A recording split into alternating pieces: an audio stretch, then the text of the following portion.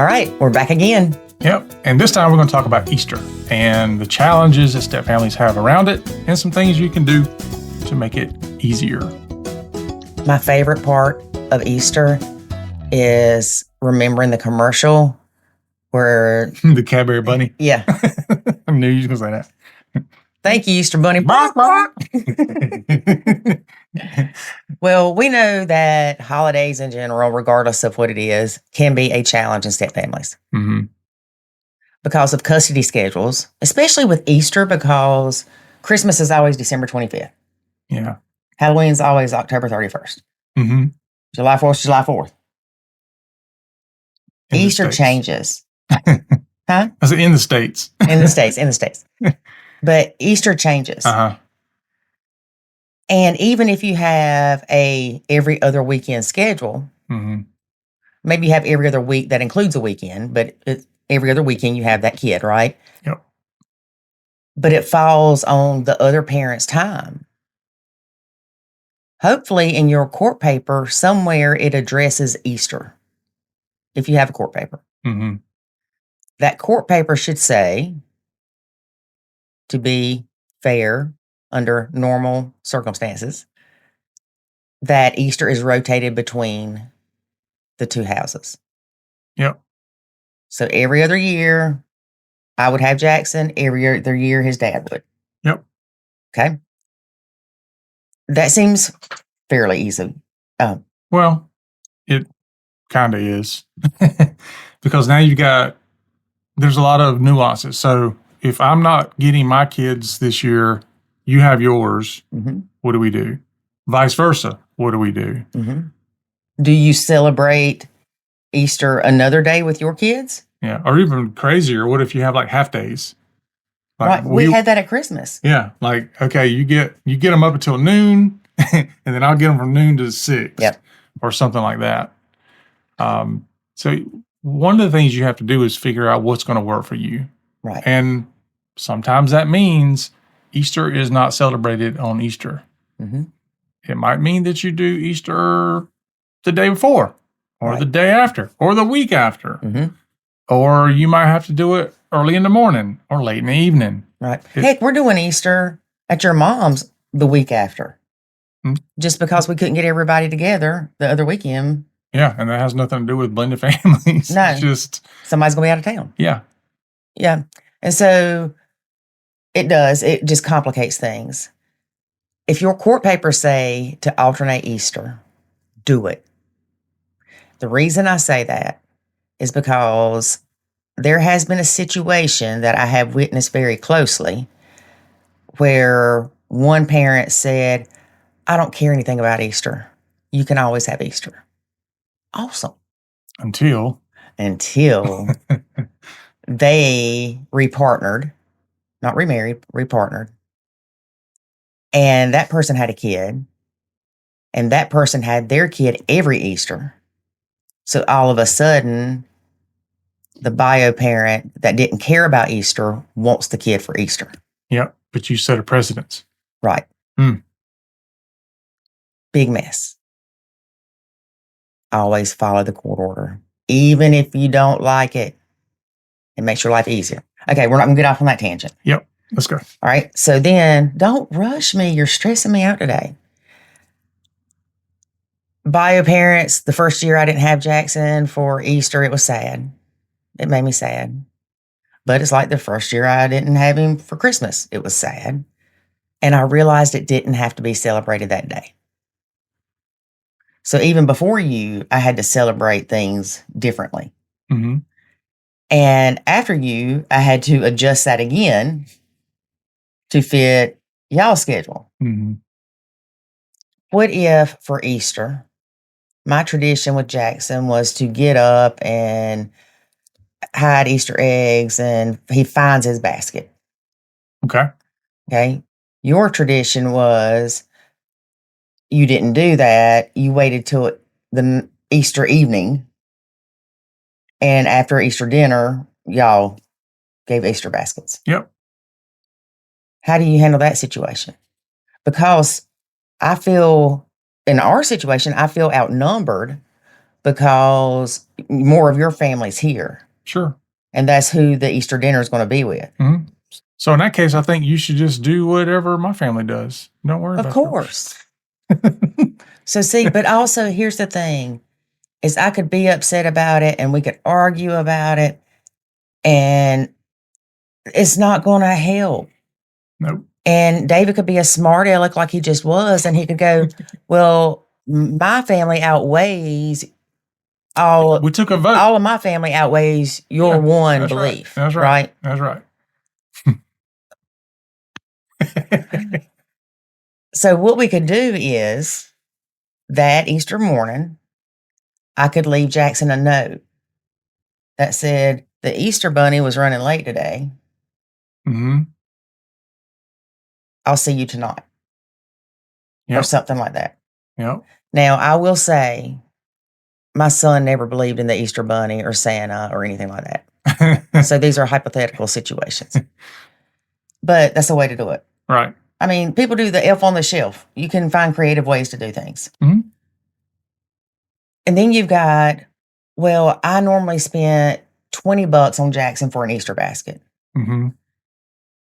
You spend $50 on your kids for an Easter basket. Mm-hmm. And their mom spends $50 on them for an Easter basket. Mm-hmm. Jackson could easily look at his poor little Easter basket and be like, what the crap? And that's because people equate gifts and value, monetary value, with love. Yeah. Yep. But you need to talk about those things to figure out what you're going to do about it. Right. So. And what would you suggest in that? I would come up with a set amount that you're going to spend. You can't control what the other bio-parent spends. That's not, to me, that's not even part of the equation. I agree kids are going to look at it.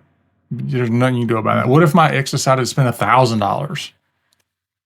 Better be a golden egg. I mean, what if she didn't do anything? Yeah. That's the other part of it. Like, I don't say, well, because my ex doesn't do anything, I got to do twice as much. Right. I find what I'm going to do. I don't care if it's nothing or if it's $5 or $20, whatever it is, and that's what we do. Yeah. And then, like in our situation, if we had an hours kid, mm-hmm. We've got Jackson has 2 parents. So Jackson's parents do not live together. Let's break this down. Jackson's parents don't live together. He gets 2 Easters. Mm-hmm. Supposedly. Some other bio parents may go, that happens at the house you're at with Easter. Mm-hmm. That's it. All right. Your kids have 2. Mm-hmm. And sweet little baby Veda, that's what we're going to name ours baby, is Veda. Veda. She's got 2 also. She got 2 parents, but they're in the same home. So she's not going to celebrate Easter twice. She's not going to get 2 Easter baskets. So we need to get divorced again to make it fair.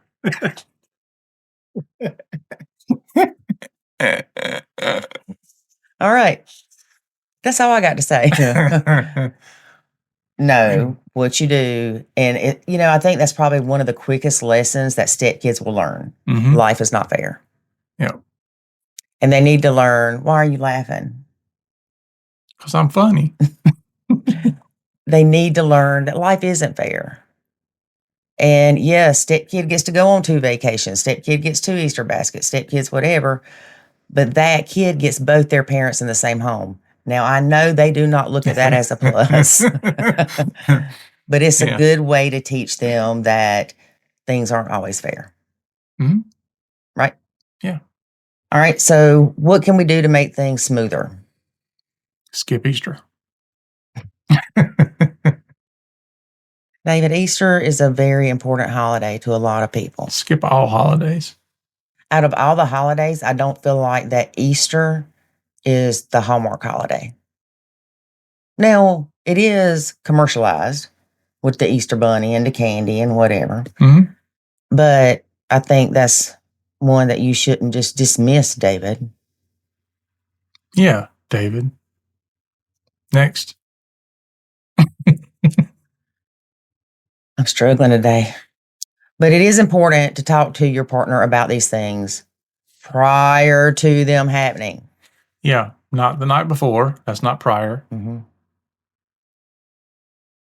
And you want to have a plan of if little Johnny throws his basket and screaming, I didn't get another basket like they did, then calmly understand that that child is angry, sad, jealous, all those feelings, and that's how they know to display that. Yep. So just take their little candy or their stuff from the Easter basket, put them up, and talk to them. Mm-hmm. Yep. It would be great if the stepkids wouldn't come back and go, man, we got an Xbox in our Easter basket. And little Johnny's sitting there with one of those hollow Palmer nasty Easter bunnies. Palmer chocolate. Yep. They're nasty. Okay. Yep. Just get them a bag of Peeps. And don't make such a big deal about it. Do the Easter egg thing. Now, I would hide Easter eggs on Easter with Jackson if your kids weren't here. Yeah. We would sometimes have to hide eggs multiple times. Mm-hmm. Well, not sometimes. I think we did it every time because some person found 2, the other one found 10. That wasn't good. We had them again. Because life's not fair, right? Don't start the fairness because it's never going to be fair. Yeah. So we had to do that. It's about, there are certain things you can try to make fair. So like one of the things we would do sometimes is we would have like a prize egg, and we would kind of make sure everybody found a prize egg because there was 5 kids and there was 5 prize eggs. But that's still just as crappy as giving a participation trophy. Yeah, but you had to find it. But Yeah. we made sure they found it, if you know what I mean. Yeah. But yeah, nobody ever found the same number of eggs, and it was whatever. But we tried to have fun around other things, not just finding the eggs, but what you do after you find the eggs, because hopefully you find them all. And don't hide them in the house. We found that out too. Yeah. Well, I know when I was little, that's what we would do. We would hide the eggs. I don't ever remember it being a life-changing event if I didn't have as many eggs as somebody else. I just, the next time, tried harder. Mm-hmm. So, I'm just saying, not everybody deserves a participation prize. And I did that at Christmas. I tried to make sure everybody got something. Mm-hmm. I shouldn't have done that. That's another story. Anyway, so do what you need to do to feel comfortable as far as not feeling like anybody's left out. Now, if you, as a step parent, do not have a good relationship with your stepkid at all, if you plan on buying your child something and the stepkid is going to be there at the same time, talk to your partner in advance and tell them they need to provide an Easter basket or whatever for their child. Mm-hmm. If they choose not to, that's on them. However, Mm-hmm. if you're going to feel guilty as crap for 4 years about it, every time it pops in your head, oh, I didn't get little Susie an Easter basket because I was mad at her that year and her dad didn't get her one and she was failed on Easter. And if you're going to go through all that, buy her an Easter basket. Just try to make it fair. Try to make it fair. You can't make it fair, but try to make it fair. Don't make it obvious. Don't get little Susie, the little drive car with the Minnie Mouse for Easter, and then get the other kid a push car with her hand. That's what we're saying. Don't be the evil stepmom. Yeah. All right. So what else, David? I've got one. All right. Create new traditions. Yeah, that's the easiest. Yep. As your step family. And sometimes it can be a mix of the two. Mm-hmm. Sometimes it can be just completely made up. Yeah. Say, for instance, your kids, when they were little, if they were used to you reading the night before Christmas to them, the night before Christmas. But Jackson wasn't. Jackson was used to me and him making cookies. Mm-hmm. I could make cookies. You could read the book. Yep. That's gonna be okay. That would work. Mm-hmm. What are your options to making it work? Because you can. Yep. And just remember, oftentimes we as parents think our kids are going to be damaged for life. Over a Easter basket. Yeah, if these things don't go a certain way. And my experience, as well as the experiences of thousands of other families we talk to, is that these kids don't even remember most of this stuff. We're all tore up about it years later, and the kids are like, I don't even remember that happening. Well, that's like even Chatty Monkey. So David had this monkey that had Chatty was the name on it. Yeah. My dad had given it to me, or Jackson. Little stuffed animal. Yeah, little stuffed animal, because I like monkeys. And Chatty Monkey tormented Jackson. It would stick its head around the door and it would just drive Jackson crazy because it would scare him. And he cried. He wouldn't cry. He cried. Like no.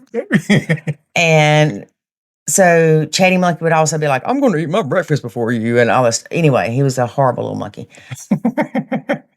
And well, you know what? Now that I'm saying that, no wonder Jackson don't remember him. He was traumatized. He's traumatized by Chatty Monkey.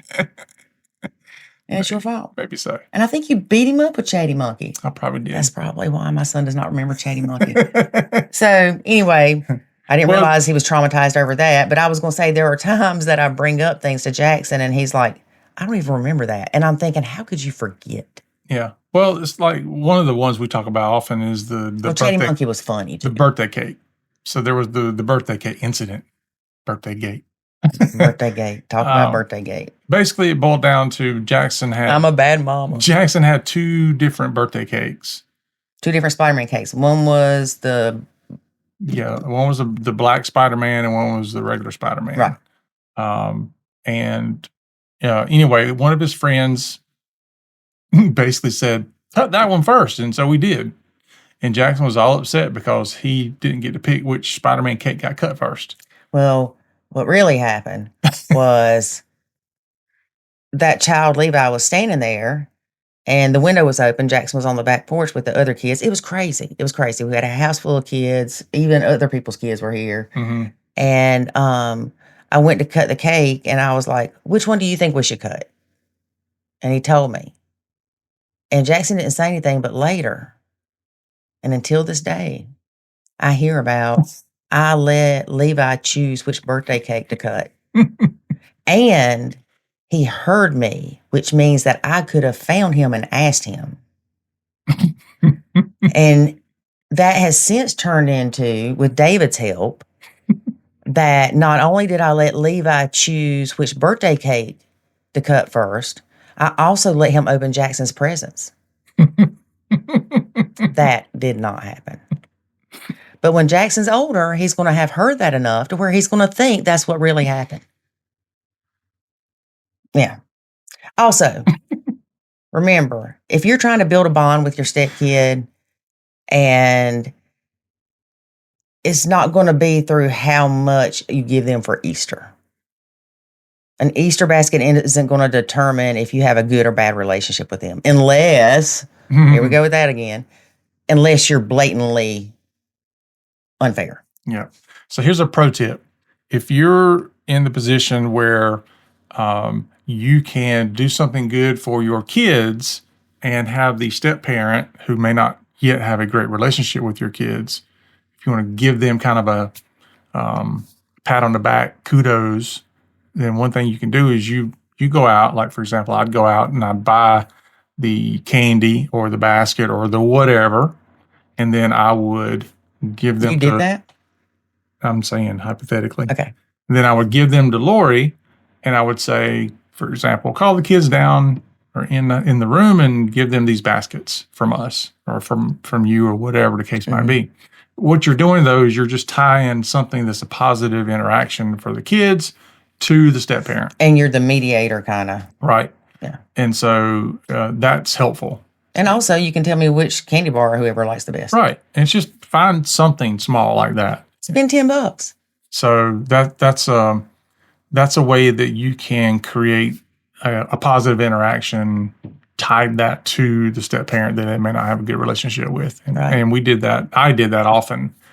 Not for Easter. It was not more for- like, here's a candy bar from Dollar General. It was like every day I had to do that because Lori was. I remember hiding Easter eggs when we were little. And, we'd go hide them and we'd go find them. And my mom would say, how many did y'all find? And we're like, we'd count. And she'd say, how many did you have to start with? And we're like, And like you said, you'd find them later. Oh, yeah. They're easier to find later. But how many, I don't know how good or how long boiled eggs are that have been out in the sun hiding for Easter egg hunting for 2 days. How healthy or safe is it to eat those? Because we did. Now, thankfully, I wasn't a big egg eater and still am not. So I didn't eat a bunch of them. I ate like a quarter of one. But my sisters, they tore up some eggs. That explains a lot. Yeah. And they're colored. I wonder how much dye gets into the egg itself. But you would be able to see that. Okay. So we've got, 2 weeks before Easter? 3 weeks? Something. I don't even know. I can go to David and say, hey, honey, I'm going to get Jackson an Easter basket this year, and I'm planning on spending about $10, $15. I just wanted to let you know in case you wanted to get your daughter something. Sounds good. That's it. Yep. And I say, can you pick that up while you're out? And you can if it's not a trigger for you. Yeah. And if you don't mind. And if you enjoy buying Easter baskets and decorating them all up for everybody, do that. You nacho what causes you stress. If you enjoy doing it, don't stop it. And until then. All right, folks. That's it. I'm done. All right. We'll catch you next time. I'm sure we'll have plenty of other things to fill you in on. But until then, remember that life is good When you nacho.